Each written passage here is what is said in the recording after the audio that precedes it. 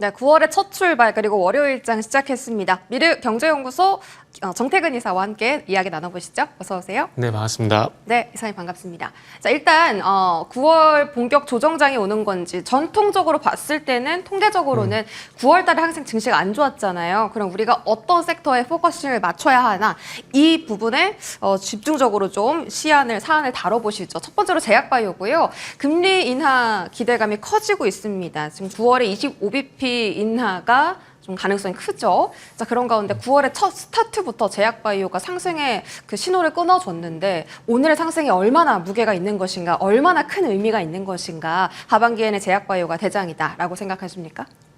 네, 대장이라 생각을 하고 있고요. 단지 지속성 있게 상승이 나오지 않고 있다 보니까 개인적으로 좀 아쉽다고 말씀을 드려야 될 것 같아요.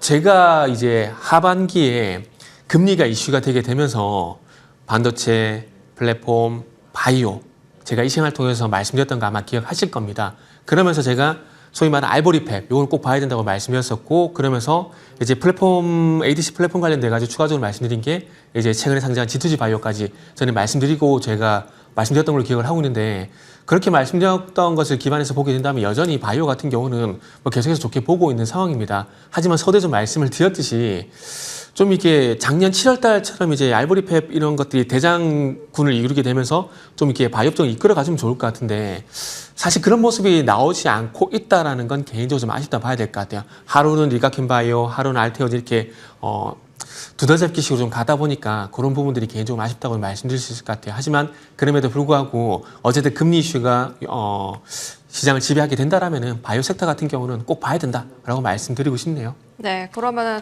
제약바이오 섹터도 계속 봐야 된다. 이 상승이 오늘의 상승이 연속적으로 9월 달에 나타날 거다라고 보시는 거죠? 일단은 시장이 너무 이제 극단적으로 하락만 나오지 않게 된다라면은 뭐 저는 개인적으로 바이오에 희망은 있다라고 생각을 하고 있습니다. 그러니까 극단적인 하락을 제가 어떤 걸 의미하냐면은 그러니까 저는 개인적으로 이제 시장에 많은 것들을 봐야 되겠지만 결국 종목들이 간다 못 간다 요거는 당연한 얘기지만은 투자 심리라고 좀 생각을 하고 있거든요. 그래서 그런 점을 감안해 보게 된다라면은 저는 개인적으로 이제 매일매일 보는 것들이 이제 종목별 등락 현황을 봅니다. 종목별 등락 현황은 아시겠지만 그 당일날 상승 종목수, 하락 종목수를 나타내는 거라 보시면 될 것 같은데 당연한 얘기지만은 하락 종목수가 많다라는 것들은 이게 매도하는 사람이 더 많다라는 거거든요. 그럼 매도하는 사람이 더 많다라는 것은 즉슨 투자 심리가 안 좋다는 거 볼 수 있겠죠. 그렇기 때문에 그러니까 하락하는 종목수가 극단적으로 많아지는 그런 현상들이 뭐 지속이 되지 않게 된다라면은 저는 그래도 시장이 좀 주춤하더라도 바이오 쪽 같은 경우는 종목 장세가 이어지게 된다라면은 뭐 그런 장세가 이어지게 된다라면은 바이오 섹터 같은 경우는 견조하게 상승할 가능성이 있다라고 생각하고 있습니다. 네, 좋습니다. 그러면 이사님께서 이제 뷰를 변경하셨던 지난주에 알테오젠 좋다라고 하셨는데 알테오젠 이야기부터 해보자면요. 일단 지금 회사에서 공식적으로 코스피 이전 상장 계획 있다라고 발표한 건 이번이 처음이잖아요. 이게 구체적인 시기는 아직 공개가 되지 않았는데 내년을 목표로 추진하고 있다. 증권사와 접촉하고 있다라는 소식 전해집니다. 지난주 금요일에 강했고 오늘 또 추가적인 급등세 나오는데 일단은 단기적으로는 50만 원 뚫어 넘어줄 수 있을까요?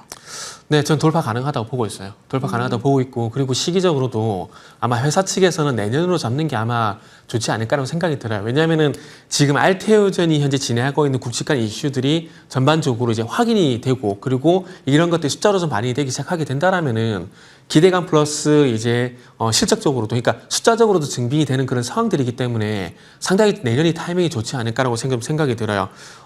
이벤트 같은 경우는 잘 아시다시피 3분기에 많은 분들이 아시겠지만은 특히나 알테오젠 팬분들은 더 잘 아시겠지만 키트로드 SC 미국 FDA 승인이 9월 23일 예정이 돼 있지 않습니까? 뭐 지금 나오는 소식들을 보게 된다라면은 뭐 거의 통과될 가능성이 높다는 얘기가 나오고 있어요. 그렇기 때문에 이런 것들도 주가에 반영이 될 것이고요. 그리고 이제 4분기부터는 머크, 산더즈로부터 이제 본격적인 마일스톤 수익이 유입될 거거든요.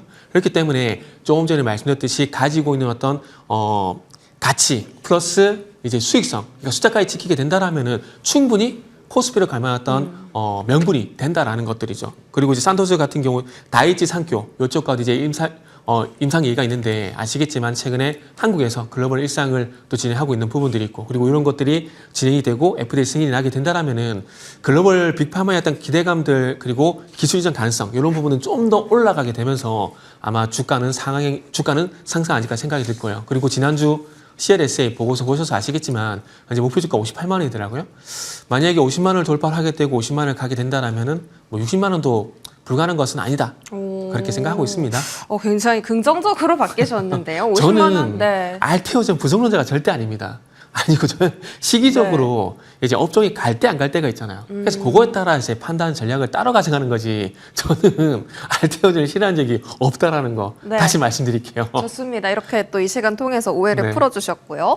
알테오젠 50만 원 충분히 가능하고 돌파한다면 상단이 60만 원까지도 열려 있다라는 긍정적인 조언을 해주셨습니다. 알테오젠 이외에도 집중해 볼 만한 기술 플랫폼주들이 궁금한데 벌써 네. 오늘 아침부터 막 기사가 막 나와요. 에이프릴바이오도 기사가 나왔고 급등 중이고요. ABL 바이오도 임상 일상 데이터 긍정적으로 나왔다. 발표가 나오면서 지금 2% 정도의 상승세를 시현하고 있습니다.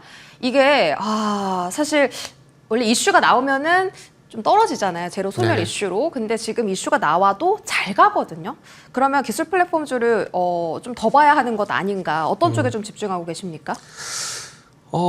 거기에 대한 대답은 당연히 봐야 된다고 좀 말씀드려야 될 것 같은데, 제가 이 시간을 통해서도 이제, 바이오를 본다면 넌 뭘 볼래라는 질문에 저는 ADC를 보겠다고 말씀드렸잖아요. 근데 예. 이게 결국 플랫폼이잖아요.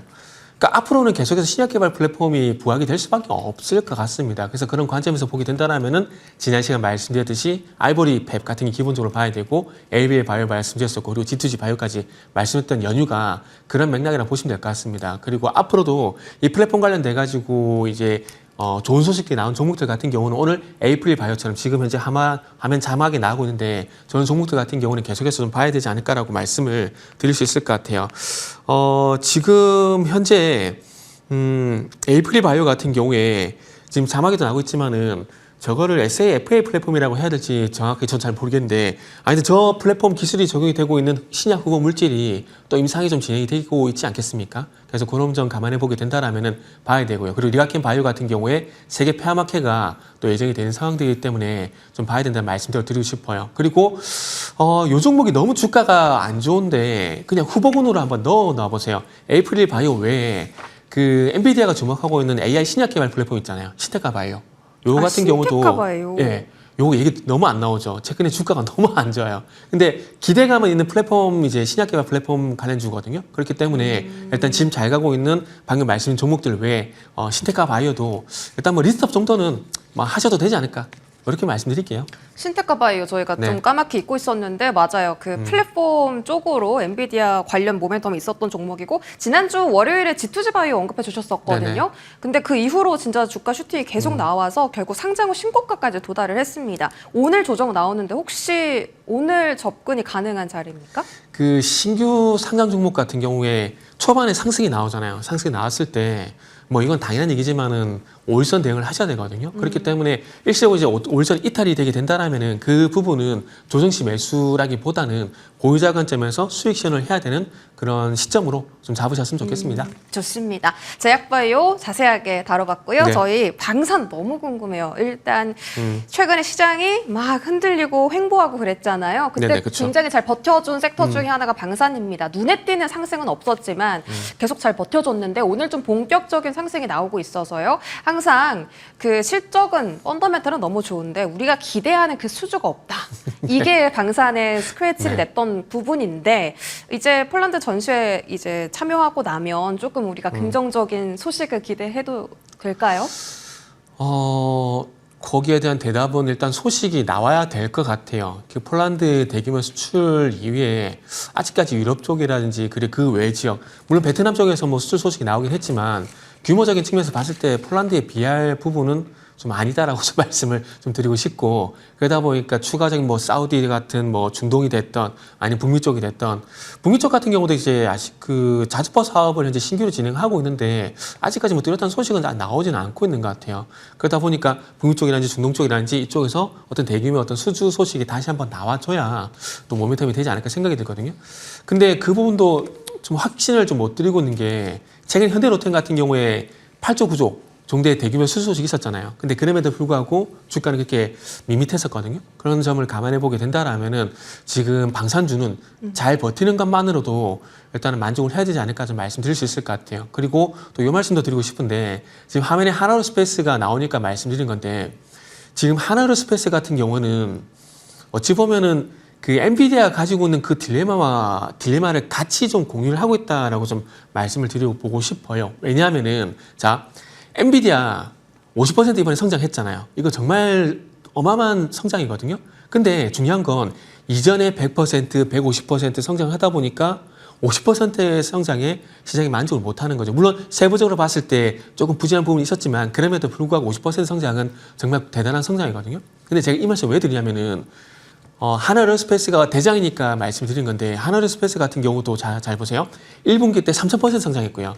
2분기 때 150% 성장했습니다. 근데 전고점 돌파가 안 되고 있어요. 그런데 지금 3분기 같은 경우도 87%가량 성장이 또 예상되는 상황이거든요. 87%가 지금 정말 대단한 건데 조금 전에 엔비디아 말씀드렸듯이 엔비디아가 150%, 100%, 50% 그 성장폭이 성장은 하고 있지만은 성장폭이 둔화가 되는 것처럼 하나로스페이스 같은 경우도 1분기에 너무나 큰 폭의 성장을 하다 보니까 시장에서 150%, 87% 만족할까? 에 대한 고민도 혹시 방산을 갖고 계시거나 관심 있으시거나 아니면은 하나로스페이스를 가지고 계신 분들 같은 경우는 방금 말씀드린 부분들을 한번 곰곰이 한번 생각해 보시는 것도 좀 좋지 않을까라고 말씀드릴 수 있을 것 같네요. 그러면 좀 네. 다른 방산 종목들도 짚어주시면 좋을 것 같은 게 한화에어로스페이스뿐만이 아니라 최근에 네네. 현대로템, LG 넥스원도 조정해서 좀 반등을 시도하고 있잖아요. 네네. 이런 흐름들은 어떻게 읽고 계세요? 사실 뭐 비슷하다고 좀 보고 있어요. 비슷하다고 좀 보고 있고 그리고 특히나 LG 넥스원 같은 경우는 주가 하락폭이 상당히 좀 컸었는데 맞아요. 이번에 로봇 테마가 좀 최근에 분위기가 좀 좋아지고 있잖아요. 그래서 그런 것들이 어떤 그 반전의 좀 계기가 되면서 좀 올라와야 되는데 그런 로봇 모멘텀 좀 더 지켜봐야 되겠지만 아직까지는 그런 로봇 모멘텀이 좀 반영되지 않고 있다라는 게 개인적으로 좀 아쉽습니다. 그러다 보니까 방산주 같은 경우는 사실 솔직히 말씀드리면은 최근에 8월달 이후부터는 관심도가 좀 저 개인적으로 많이 떨어져 있는 섹터다라고 말씀을 드려보고 싶어요. 단지 하나로스페이스라든지 한국항공우주라든지 이런 종목들 같은 경우는 어쨌든 실적이 좀 받쳐주는 부분들이 있기 때문에 그 절대적인 실적 기반으로 해가지고 상단 박스권 요 정도 대응은 충분히 가능하다라고 네. 말씀드릴 수 있을 것 같습니다. 그러면 질문 이렇게 드려볼까요? 방산이랑 조선 네. 중에 접근해 볼 만한 섹터. 무조건 조선이에요? 지금은 조선을 좀 우선 오히려 놓고 봐야 되지 않을까 생각이 좀 들어요. 많이 급등하고 있는데도 따라잡을 네네. 만큼 매력이 있는 거예요? 그러니까 올해 전반적으로 이제 가는 섹터나 종목의 특징이 저는 이걸 중꺾마라고 표현을 하고 있는데 계속 가요.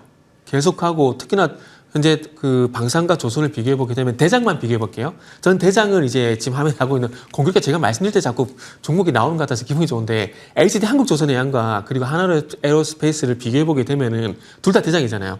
근데 어쨌든 결과론적으로 한국조선해양 같은 게 우상향을 하고 있다는 겁니다. 그리고 한국조선해양이 지난주 전고점 또 돌파가 됐어요. 40만 원대 전고점 돌파가 됐거든요.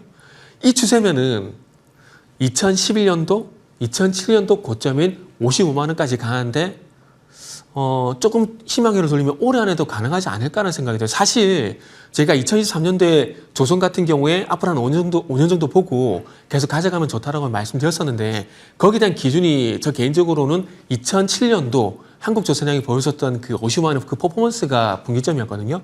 근데 벌써 40만 원대면은 지금 40만 원대에서 15만 원까지 가는 것 저는 그렇게 힘들지 않다고 20%만 더 가면 되는 거거든요. 그런 관점에서 보게 된다라면은 50만 원이 도달할 가능성이 상당히 높고 그런 관점에서 보게 된다면 방산보다는 조선이 조금 더 좋다라고 좀 말씀드릴 수밖에 없을 것 같아요. 혹시 방산 조선보다 더 좋다고 느끼는 섹터가 바이오인가요? 순위를 나열해 보자면? 이게 어찌 보면 정말 쉬운 질문인데 갑자기 좀 정말 어렵게 와닿네요. 둘 중에 어느 섹터를 고를까에 대한 고민을 해야 되는데 이거는 보류할게요. 못 고르겠어요. 알겠습니다. 죄송한데 저희 또 못 다음 주 고르겠어요. 월요일에 다시 똑같은 질문 드려보는 걸로 하고 네. 저희 그러면 반도체 한번 체크를 해보죠. 네네. 일단 알리바바가 독자 칩을 개발한다. 이게 제2의 딥시크 쇼크냐라는 네네. 말까지 나오는데 만약에 딥시크 쇼크면 안심이죠. 오히려 왜냐면 단기적으로 조정받고 네네. 넘어갔으니까요. 근데 지금 미국에서 그 삼성 하이닉스 겨냥해서 우리 칩 다 검수하겠다. 일일이 다 하나하나 보겠다. 이렇게 또 엄포를 놨잖아요. 이것도 지금 같이 주가를 누르는 요인이 되고 네네. 있는데 반도체의 운명은 어찌 되는 겁니까? 당분간 조정은 불가피하다고 말씀드려야 될 것 같아요. 공교롭게도 참 중요한 시기에 꼭 이런 악재, 이런 그리고 또 다른 호재 이런 것들이 나타나는데 무슨 얘기냐면은 자 삼성전자 기준으로 볼게요. 제가 이 시간을 통해서도 말씀했지만은 삼성전자가 6월달 이후에 골든 크로스가 나고 난 다음에 데드 크로스가 안 나고 있고 우상이 하고 있다고 말씀드렸거든요. 그리고 난 이후에 공교롭게도 또 74,000원 고점을 찍고 주가가 못 가고 있는 상황이고 최근에 와서 지금 화면 보시면 아시겠지만은 5일선과 20일선에 또 데드 크로스가 났거든요. 이런 중요한 시점에서 이런 악재가 나온다라는 게 참 항상 어쩔 때 보면 참 신기하다라는 그런 생각이 좀 듭니다. 그래서 뭐 어쨌든 결론은 뭐냐면은 조정이 나올 것 같은 시점에 악재가 나왔다라고 생각하면은 그만이라고 좀 생각이 들어요. 그래서 그런 연율에서 조정은 좀 불가피하다고 생각이 하는데 근데 그럼에도 불구하고 이게 글쎄요 계속 악재로서 영향을 줄까라는 생각을 하고 있는 부분들이 자 중국 같은 경우는 2023년도 같은 경우도 제재가 있었습니다. 첨단 칩을 제조하지 못하게 계속해서 미국에서 막고 있었어요. 그러니까 무슨 얘기냐면은 18나노 이하 D램, 128단 이상 낸드, 요 같은 경우는 중국에 생산을 못하게 막고 있었습니다. 이걸 제가 왜 말씀드리냐면은 그러니까 결국 선단 공정에서 돈 되는 칩을 어느 쪽에서 더 많이 만들 것이냐, 요것을 생각을 해야 되거든요. 그렇게 본다면 미국 쪽이 지금 계속 투자를 하고 있잖아요.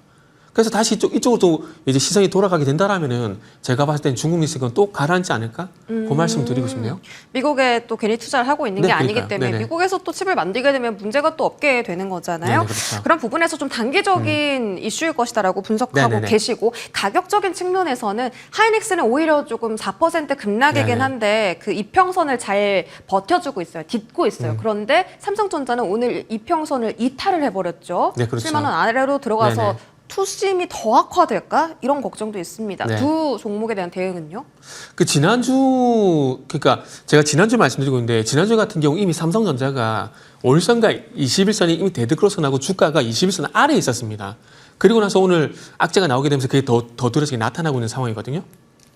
그렇기 때문에 지금은 가지고 계신 분들 같은 경우에 나는 조정이 싫다라고 생각하시는 분들은 그냥 수익 실하는 게 낫습니다. 그리고 신규 매수 생각하시는 분들 같은 경우는 지금 덥석 들어가지 마시고요. 좀 더 느긋하게 기다리는 말씀드리고 싶고 하이닉스 같은 경우는 24만 원의 하단, 박스권 하단 요거는 그대로 유효하다라고 말씀을 드리도록 하겠습니다. 그리고 현재 화면에 나오고 있지만 지금은 투톱보다는 소부장 쪽에 기회를 찾는 게 좋겠다라고 말씀드릴게요. 네, 하이닉스 24만 원 지지라인은 체크를 해주셨는데 네. 투톱보다는 소보장단에 집중을 하는 게 좋다. 어느 종목이요?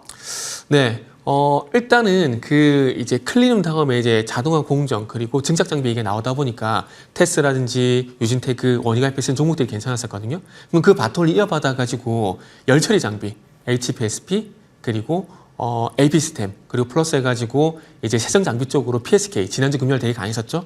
그거 좀 보시면 좋을 것 같고요. 그리고 마지막으로 검사 장비 관련돼 가지고 이제 파크스템스가 조금 이제 바닥을 좀 다지려고 하고 있는데 이쪽을 일단 어쨌든 테일러 공장 관련된 종목들 쪽으로 우선적으로 좀 봤으면 좋겠습니다. 네, 테일러 공장 관련 종목들 위주로 보자. 자, 네. 마지막으로 로봇주 체크해 보죠. 자, 그룹 액션이 나오는 건 아니고요. 일부 종목들 급등세가 강한데 KNR 시스템 오늘 이슈와 네네. 함께 상한가 같고 나우로보틱스, 연이틀 강하고 네네.